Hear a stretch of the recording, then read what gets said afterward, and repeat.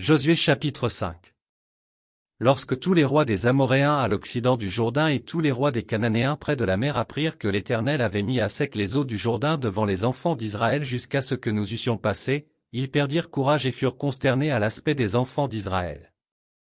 En ce temps-là, l'Éternel dit à Josué, « Fais-toi des couteaux de pierre, et circoncis de nouveau les enfants d'Israël, une seconde fois. » Josué se fit des couteaux de pierre, et il circoncit les enfants d'Israël sur la colline d'Aralot. Voici la raison pour laquelle Josué les circoncit.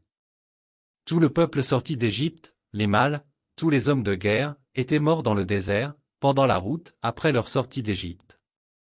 Tout ce peuple sorti d'Égypte était circoncis, mais tout le peuple né dans le désert, pendant la route, après la sortie d'Égypte, n'avait point été circoncis.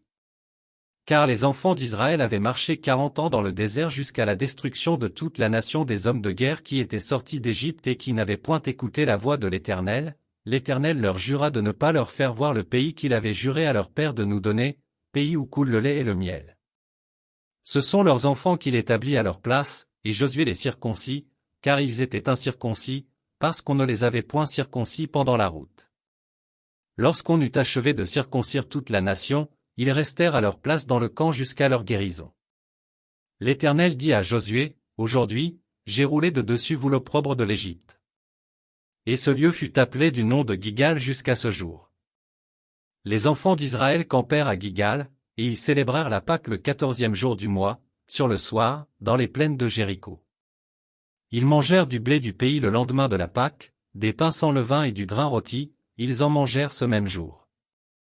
La manne cessa le lendemain de la Pâque, quand ils mangèrent du blé du pays, les enfants d'Israël n'eurent plus de manne, et ils mangèrent des produits du pays de Canaan cette année-là. Comme Josué était près de Jéricho, il leva les yeux, et regarda. Voici, un homme se tenait debout devant lui, son épée nue dans la main. Il alla vers lui, et lui dit, « Es-tu des nôtres ou de nos ennemis ?»